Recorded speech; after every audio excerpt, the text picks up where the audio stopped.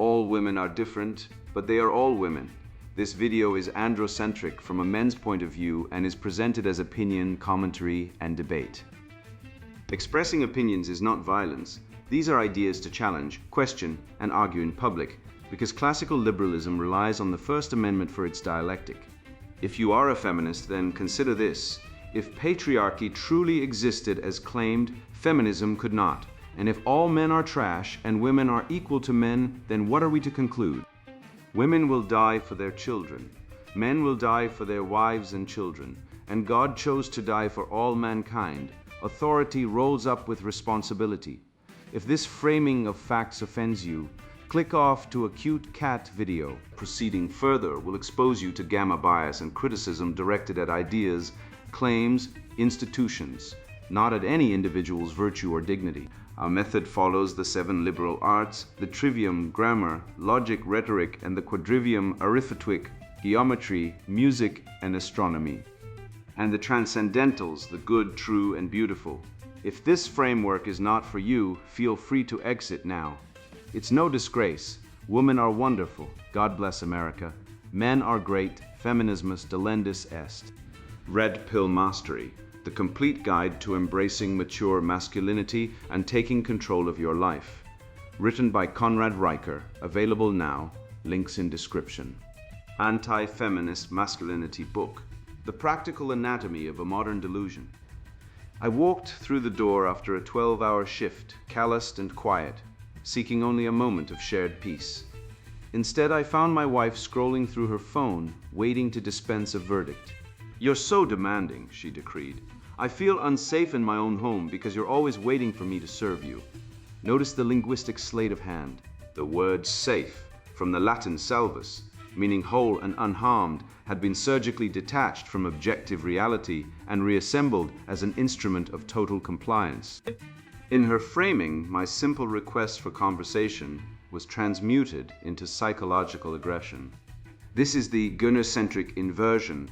The husband's calm, providing presence is redefined as the threat, while her emotional tyranny is rebranded as vulnerability. Arguing harder against this decrease is a fool's errand. You are battling an anti-logical structure, a closed system of modern witchcraft, where the syllogism is rigged against you from the start. The trap runs like this. If she feels threatened, the threat exists. If you logically defend yourself, you are escalating and invalidating her lived experience. Therefore, your defense is the proof of her accusation. It is a Kafkaesque tribunal operating right in your kitchen. You cannot justify, argue, defend, or explain your way out of a frame built on subjective emotionalism. Attempting to win this debate with words is like trying to slay a hydra with a butter knife.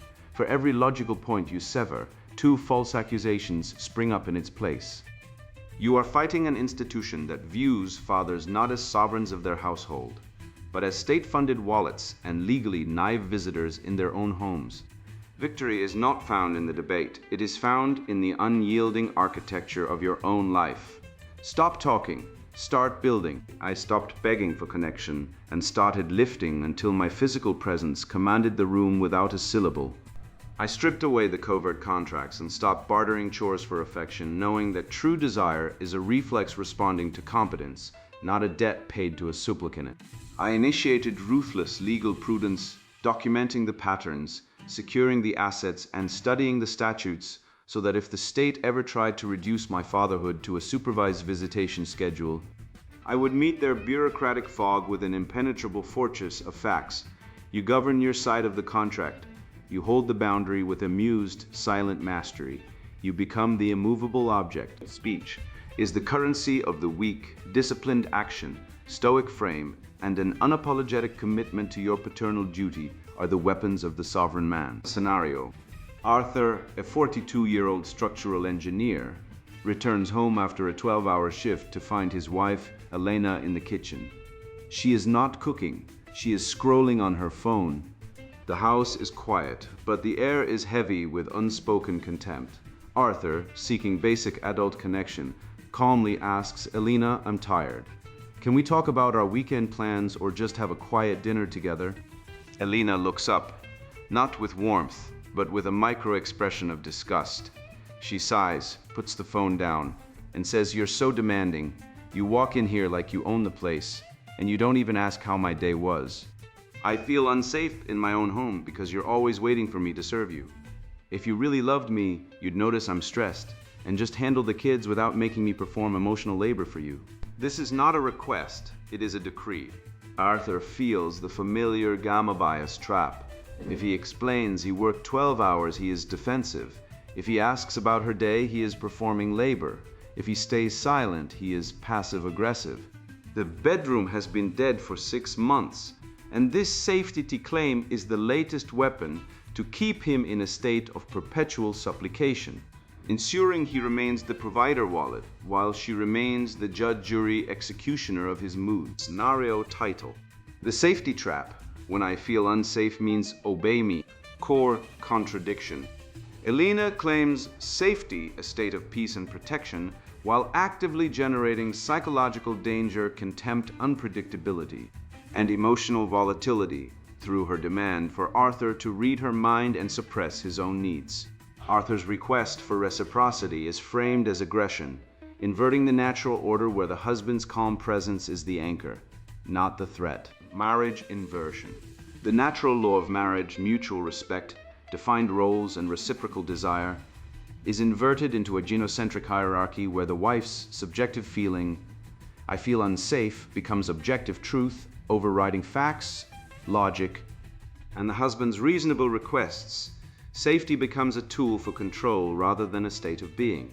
The husband's masculinity, strength, presence, authority is redefined as threat, while her emotional dysregulation is redefined as vulnerability requiring his endless accommodation. Failure matrix. Covert contracts. Arthur assumes that providing financially and physically means he is safe and loving. Elena assumes that because she is stressed, Arthur must anticipate her needs without being asked. Supplication. Arthur's internal monologue: "If I just ask nicely, she'll soften." He begs for connection with words instead of leading with action. Victim puking. Elena's narrative: "You're always waiting for me to serve you." She paints herself as the victim of his demanding nature, ignoring her own withdrawal. Jadedea.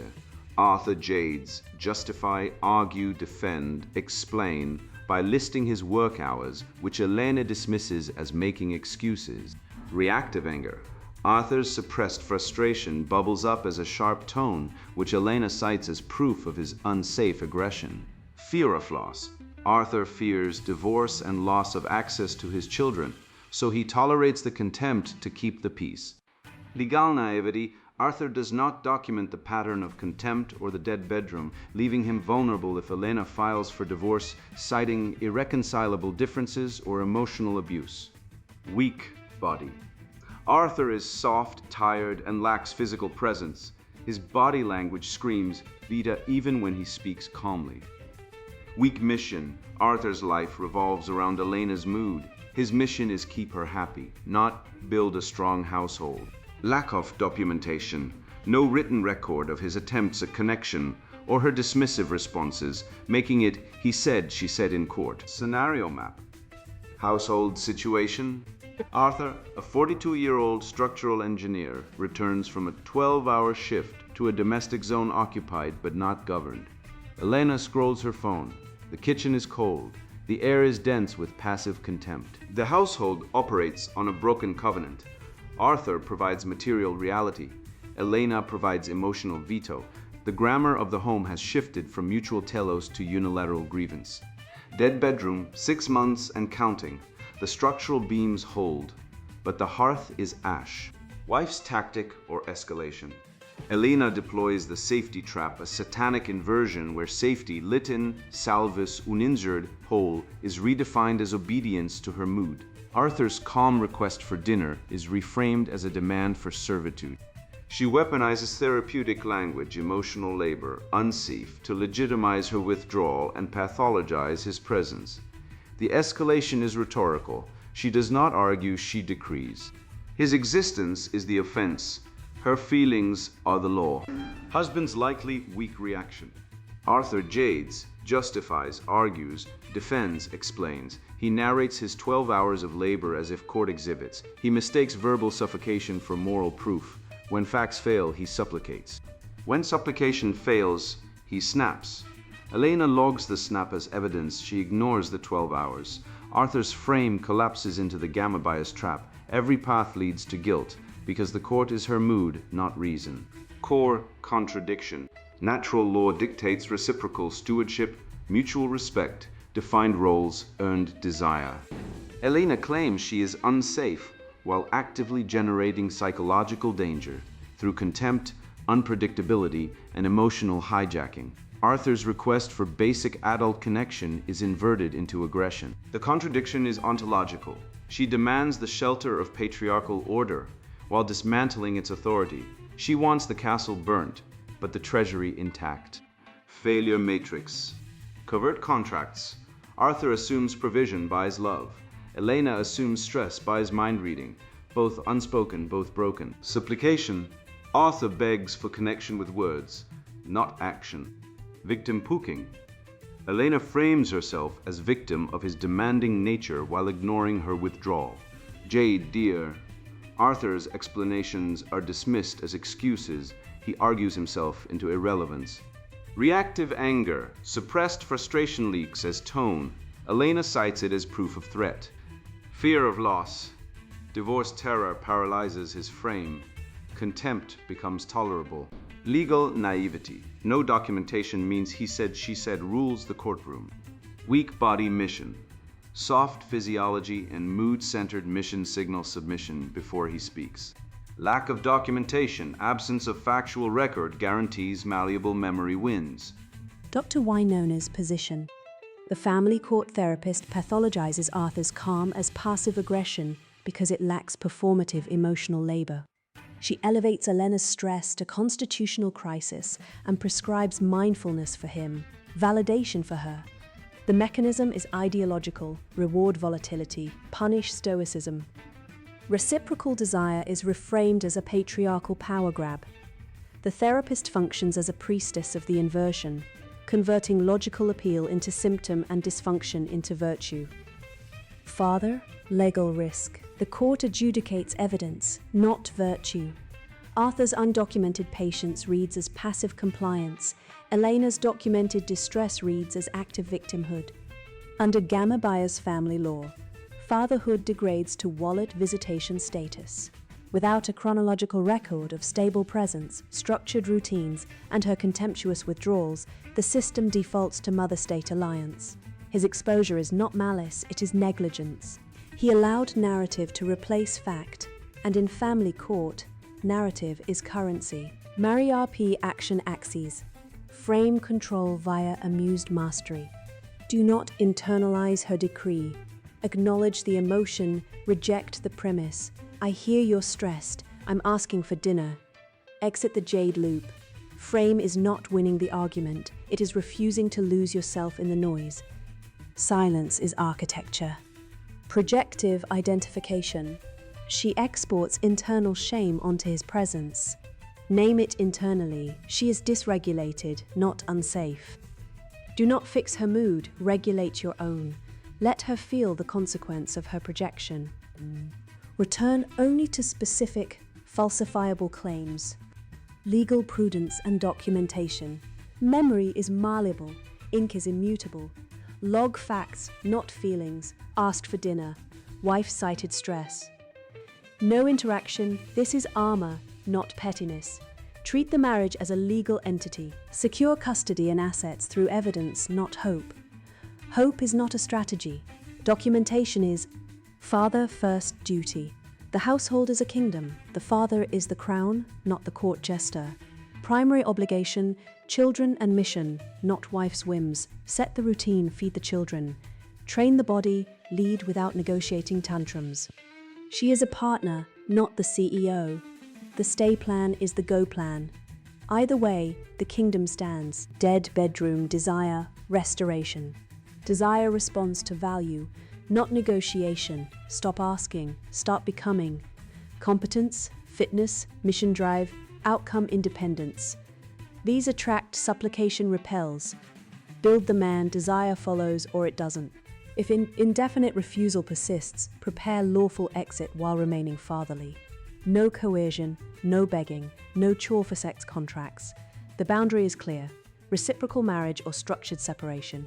Either outcome is survivable. Dr. Winona's demonstration. The tyranny of the still man, deconstructing the patriarchal silence as structural violence.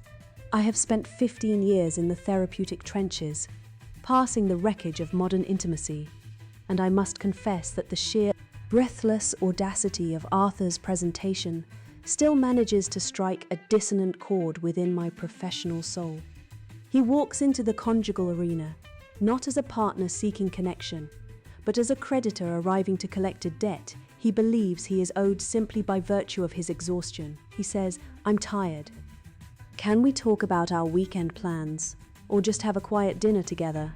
And to the untrained ear, to the ear uninitiated in the subtle lexicon of patriarchal coercion, this sounds reasonable. It sounds calm. But let us dissect this calm. Let us lay it bare on the etymological operating table. Calm descends to us from the Old French calme, denoting a state of absence, absence of wind, absence of motion, absence of storm.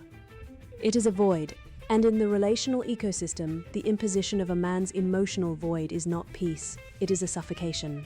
Arthur's stillness is not stoicism, it is a weaponized withholding of emotional labor. He requires Elena to be the weather, to generate the friction, to fill the terrifying silence of his own internal landscape. When he asks for quiet, he is not asking for peace, he is demanding compliance. He is demanding that Elena cease to exist as a dynamic, feeling subject, and instead become a decorative fixture in his quiet domestic museum. This is the insidious nature of the masculine privilege embedded in our cultural DNA, the classical assumption that logos, the rigid structuring principle of the universe, grants the male the authority to define reality. Aristotle positions the male as the active principle, injecting form into passive matter. Arthur injects his tiredness into the room and expects the matter of his wife's empathy to conform instantly to his shape. He does not ask, "How are you?" He does not seek to co-regulate. He exports his depletion and expects Elena to perform the alchemy of turning his lidden exhaustion into emotional gold. And when she fails to perform this unpaid, invisible labor, when she insists on the validity of her own separate, stressed reality, he frames her distress as a decree. Let us look at the violence of his awe. Can we talk about our weekend plans, or just have a quiet dinner? This is not a negotiation, it is a relational trap. It is the language of the tribunal, the language of the patriarch who offers the illusion of choice while controlling the terms of engagement. Elena is not a partner here, she is a defendant. His calmness is the chilling calm of the magistrate who holds the gavel, and when she reacts, when the pressure of his implicit, unspoken expectations becomes too much, and she expresses her authentic, embodied reality of feeling unsafe, when the animal in her recognizes the predator's snare of his unyielding rationality, he dares to catalogue her reaction as emotional volatility. Unsafes. It is the word that triggers the defensive reaction in every fragile male ego. They recoil from it, terrified of its implications. They mock it, as if their mockery could invalidate the millions of years of evolutionary intuition honed to detect the threat of male coercion. Arthur's presence is a demand. His body, exhausted from a 12-hour shift he chose to work, becomes a tool of guilt. His very existence in the space says, "I have sacrificed, now you owe me."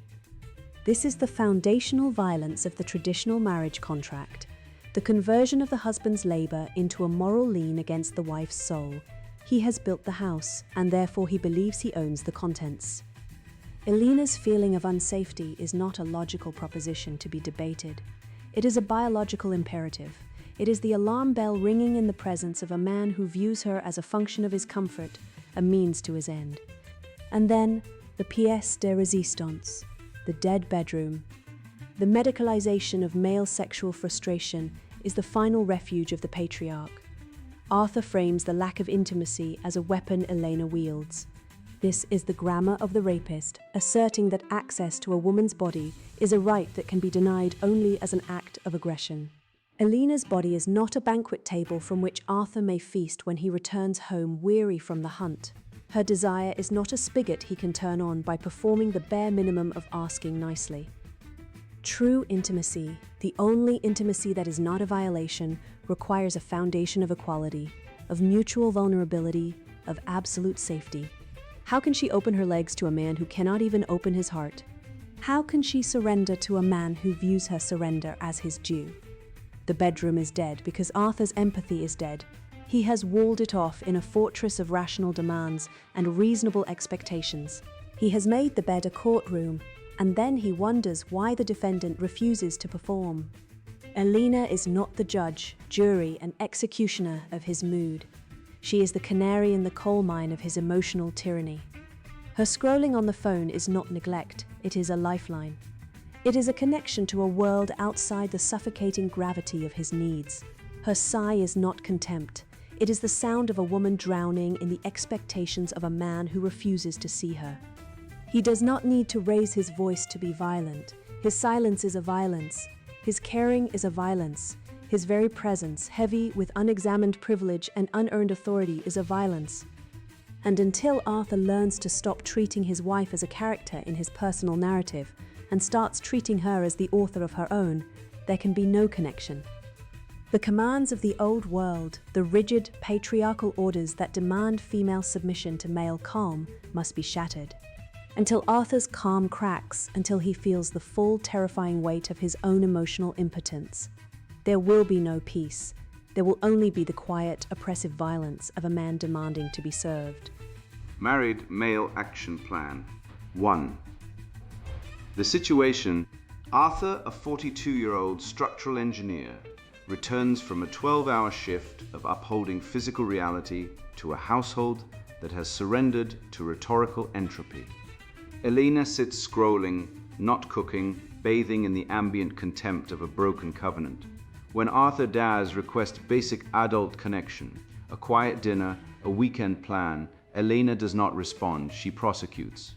She redefines his presence as demanding and his fatigue as a weapon. She deploys the safety trap. Safety, from the Latin salvus, uninjured whole, is ontologically inverted. It is stripped of its objective reality and reborn as obedience to her mood. Arthur's calm request becomes an act of patriarchal aggression. His very existence in the space he built is reframed as a biological threat.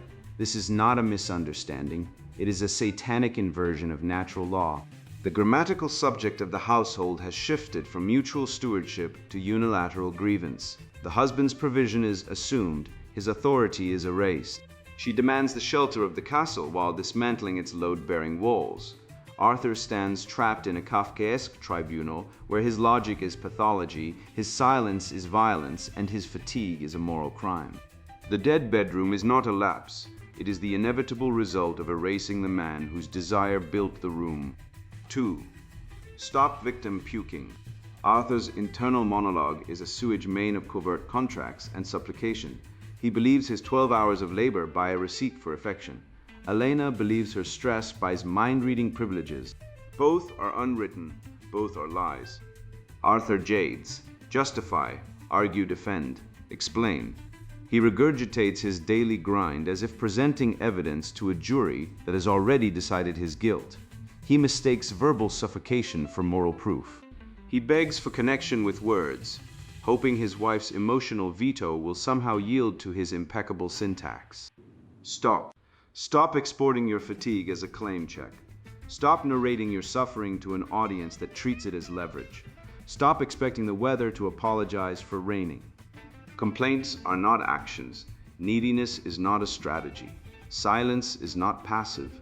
It is the first defensive architecture of a sovereign mind. Regulate your own nervous system.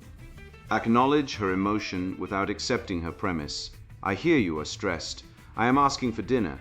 Then proceed with the mission. Do not negotiate with the tantrum. 3. Own your shit.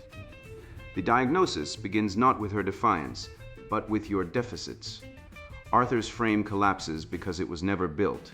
It was wished into existence. Audit the failures. Body, soft, tired, physically unimposing, no body, no frame. Mission: revolves around Elena's mood. The household lacks a telos, legal naivety, treating the marriage as a sentimental bond rather than a legal entity subject to state dissolution. Documentation, zero records of her contempt or his competence. Boundaries, non-existent. Arthur tolerates the veto, fearing the divorce he is already enduring. Own the collapse, audit the physique, lift heavy, walk daily, cut fat, fix the posture, audit the mission, the household is your kingdom. Act like the crown, not the court jester. Audit the records. If it is not written, it did not happen. Convert your complaints into a ledger of action. Turn failures into logistics. 4. Decode the main event. The scenario operates on 5 axes of dysfunction, each demanding a specific countermeasure. Frame control via amused mastery. Elena's "you're so demanding" is a classic shit test, a pressure test of your congruence. Arthur's instinct to explain himself is a frame break. Passing the test requires seeing the puppet strings. Do not jade. Acknowledge the emotion, reject the premise, exit the loop. Frame is not about winning the argument. It is about refusing to lose yourself in the noise. Projective identification. Elena exports her internal shame and dysregulation onto Arthur. She provokes a reaction, then cites his reaction as proof of his threat. Name it internally. She is not unsafe, she is projecting. Do not try to fix her mood, regulate your own. Let her feel the consequence of her own emotional vomit. Legal prudence and documentation. Memory is malleable. Ink is immutable. Log facts, date, time, interaction, outcome. Asked for dinner. Wife cited stress. No interaction. This is not pettiness, it is armor. Hope is not a strategy. Documentation is. Father first duty. Arthur's primary obligation is to his children and his mission, not his wife's whims. The household is a kingdom. Set the routine, feed the children, train the body. Do not negotiate with tantrums. She is a partner, not the CEO. Dead bedroom desire restoration. Desire is not a debt paid for chores. It is a psychological response to value, competence, and polarity. Arthur's supplication kills attraction. Stop asking, start becoming. Build the man, desire follows or it doesn't. Dr. Wynona's essay performs the exact pathology it claims to diagnose. She pathologizes Arthur's calm as weaponized withholding while actively rewarding Elena's emotional tyranny. She brands stoicism as violence and volatility as vulnerability. Her therapeutic framework is unfalsifiable. If Arthur complies, he is submissive. If he resists, he is dangerous. If he explains, he is defensive. She is not curing the marriage. She is anointing the chaos. She institutionalizes the inversion, converting the husband's logical appeal into a symptom of disease and the wife's dysfunction into a virtue. 5. Father shield and legal prudence. The family court adjudicates evidence, not virtue. Arthur's undocumented patience reads as passive compliance. Elena's documented distress reads as active victimhood. Under Gamma Bias family law, fatherhood degrades to wallet visitation status. The system's failure modes are structural. No-fault divorce without accountability. Vaguely defined best interests, mother-state alliances, and accusation as risk. Undefined discretion is power wearing a child mask. A court that cannot define the child's best interest will define it as its own. No fault for breach becomes all fault for the payer. Your counteroffensive is evidentiary. Keep a calendar, save messages, secure financial records, consult counsel early, understand custody standards, avoid false DV traps. Fatherhood is not a vibe, it is a record of service. Feed, read, teach, transport, attend school and medical events. Document everything. The shield is not emotional, it is legal. Justice must not be inverted and renamed care. Equal law is the minimum owed to fathers and children. 6 desire, dread, and boundaries. The dead bedroom is not a weapon she wields, it is a symptom of a lack she perceives. Desire cannot be negotiated. Convert the crude impulse of begging into the disciplined practice of masculine polarity. Stop asking for intimacy. Start building a life worth being intimate with. Competence, fitness, mission drive, and outcome independence attract. Supplication repels. Dread is not about terrorizing your wife, it is restored optionality. Build a world she wants to enter or prepare to walk a path she cannot obstruct. The boundary is clear, non-coercive, and adult. Reciprocal marriage, respect, sex, loyalty, peace, truth, or a lawful structured separation path. No coercion, no threats, no forced intimacy. The choice is hers, the preparation is yours. 7. The stay plan is the go plan. Arthur fears divorce because he is unequipped for it. The fear of loss paralyzes his frame, making contempt tolerable. The stay plan is the go plan, the virtues that preserve the marriage. Discipline, fitness, fatherhood, legal prudence, financial independence are the exact same virtues that survive its dissolution. If you are prepared to leave, you are finally equipped to lead. You invite her into adult marriage, you document. You prepare, you wait. If she returns to reciprocity, the household is restored. If she does not, you walk with children intact, assets secured, and frame unbroken. The plan does not depend on her compliance. It depends on your competence. 8. The male action plan. Phase 1. Stop bleeding. No drunk texts. No rage spirals. No public threats. No begging. No fighting in front of the children. No leaving the home without legal counsel. Phase 2. Own your shit. Audit body, money, grooming, posture, sleep, porn, sloth, career, fathering, covert contracts, and weak boundaries. Phase 3. Build body. Lift heavy, walk daily, cut fat, sleep, protein, sunlight, dress like a man with standards. Phase 4. Build frame. Mission first, fewer words. No jade, dear. Broken record boundaries, amused mastery. Reward respect. Withdraw from contempt. Decide from values, not fear. Phase 5. Build world. Male friends, church, gym, trade groups. Skills, income. Savings, childcare mastery, legal and financial literacy. Phase 6. Legal prudence. Document facts. Keep calendars. Save messages. Consult counsel early. Communicate in writing when stakes rise. Phase 7. Father shield. Be stable, present, calm, feed, read, teach, train, transport, document parenting. Phase 8. Desire test. Invite her into reciprocal adult marriage. No begging, no covert contracts. Phase 9. Main event protocol. Expect escalation, slow down. Leave unsafe rooms lawfully. Protect children. Write chronology. Do not provide the reaction the narrative needs.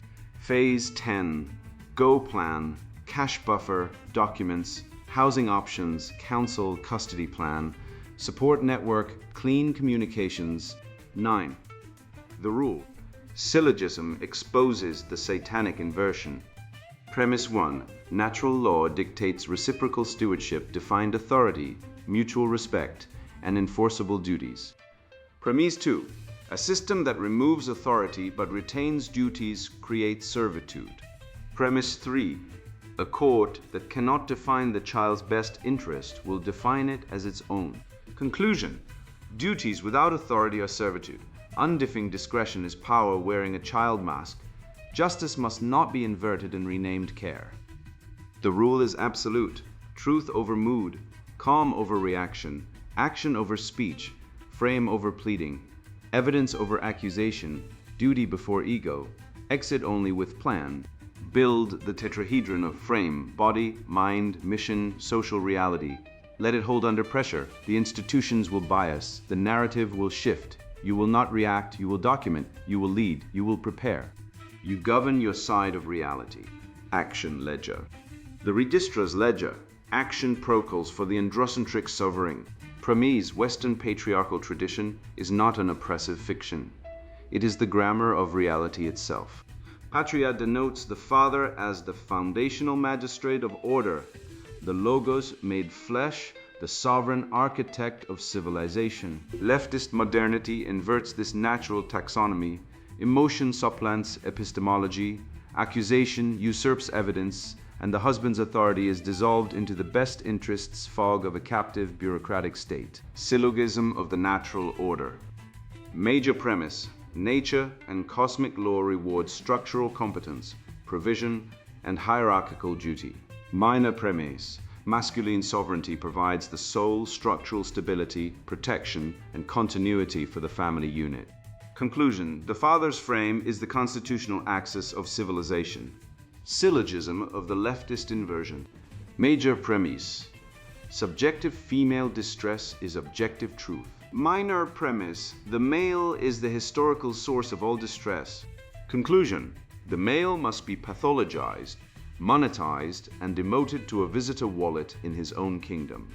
This ledger is your field manual to expose the inversion, reclaim the axiom, and build an irrefutable legal and psychological fortress. Stop bleeding, own your failures, rebuild frame. Axis I. Frame control via amused mastery. Signal. Micro-expressions of contempt. You're so demanding, sudden mood shifts, and shit dests disguised as requests for emotional labor. Trap. The jade spiral. Justify, argue, defend, explain. Her emotional weather is misread by the feminized male as constitutional reality. You fracture your ontological center by seeking validation through rational explanation. Male error. Confusing reciprocity with supplication. You negotiate reality from a posture of weakness instead of anchoring it with indifferent strength.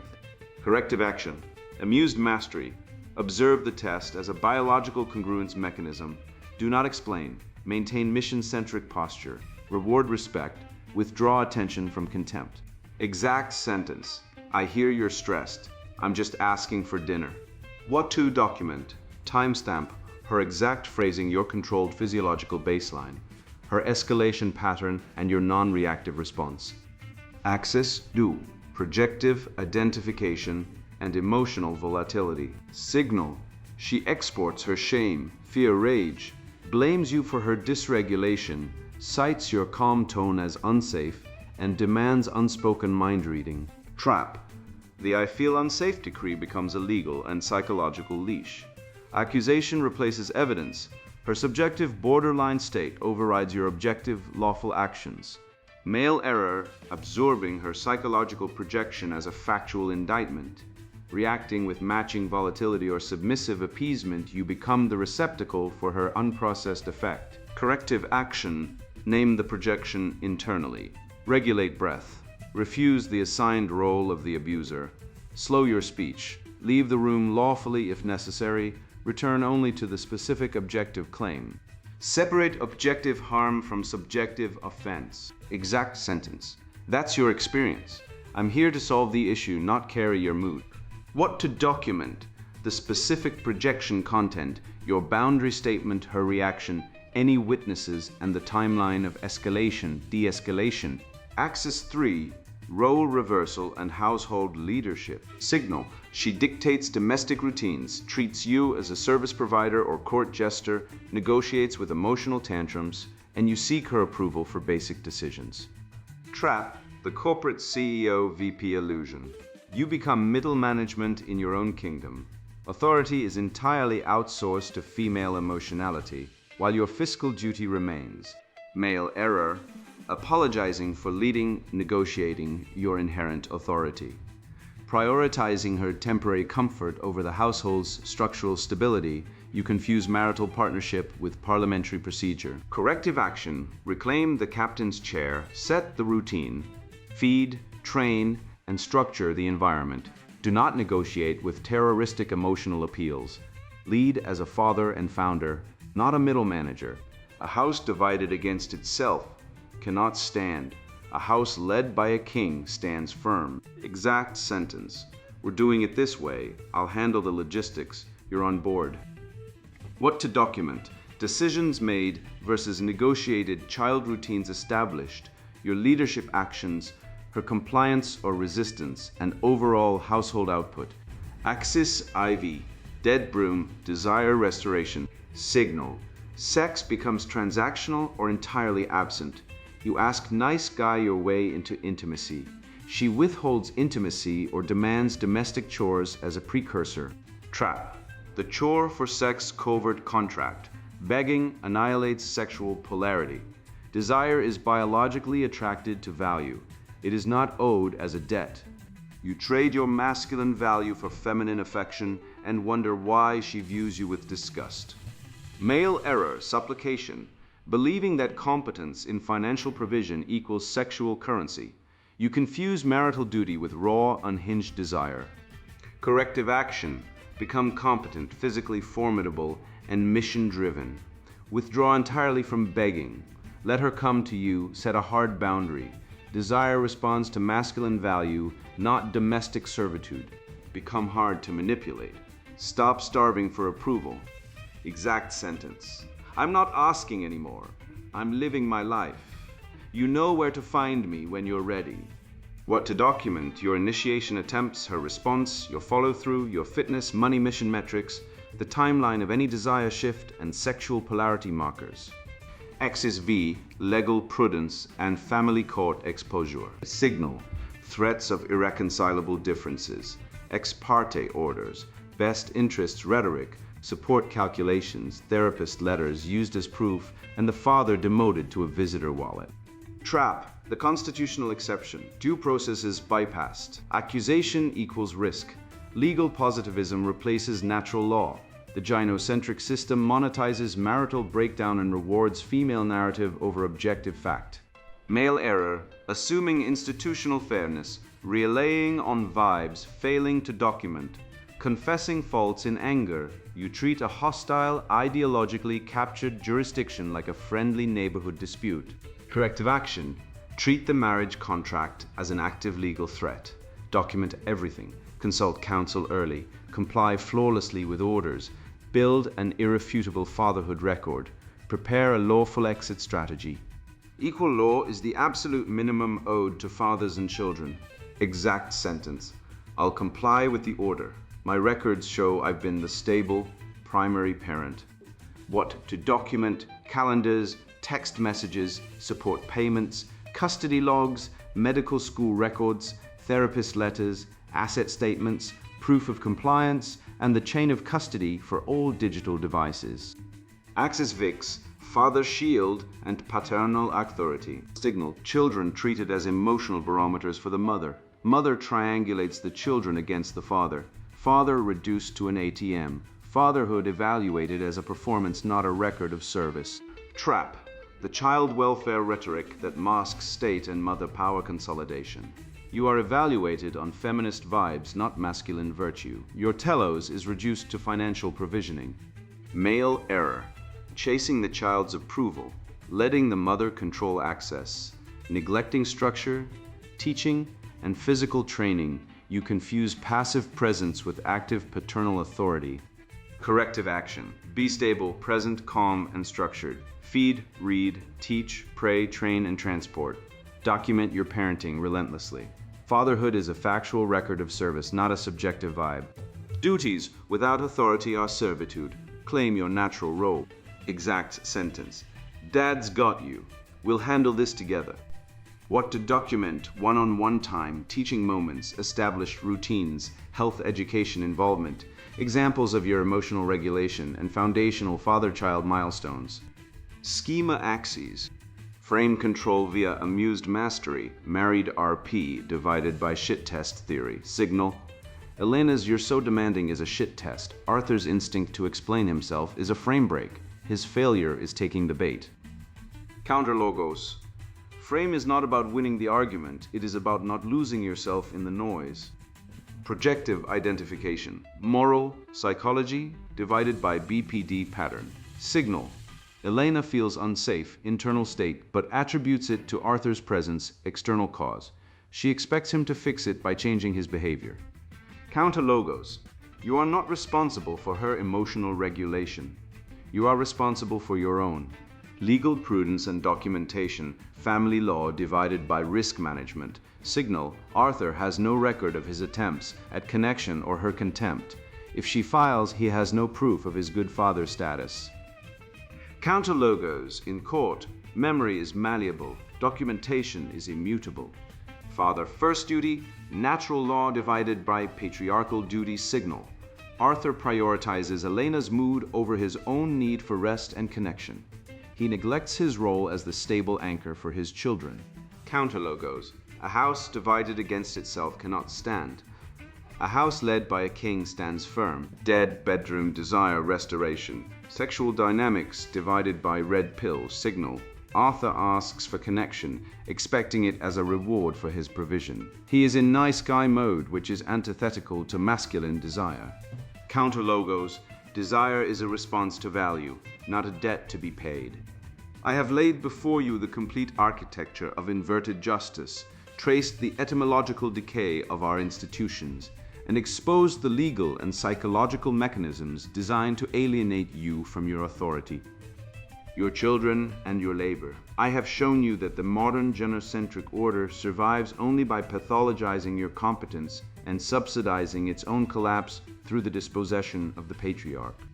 Now I leave you with one imperative, forged in the fires of ancient logos and hammered into a single unbreakable rule for your survival. You must strip away every ounce of emotional impurity from your soul, burning off the weak excess carbon of modernist programming until you are tempered into an unyielding blade of purpose and logic. From this day forward, your operating mandate is absolute. Lift before lecture, own your shit. No victim pukes, and the stay plan is the go plan. This is not a negotiation, a suggestion, or a plea for understanding. It is the ontological stance of the sovereign man. If you attempt to lecture on justice without first dominating the iron, you are a hypocrite without physical credibility.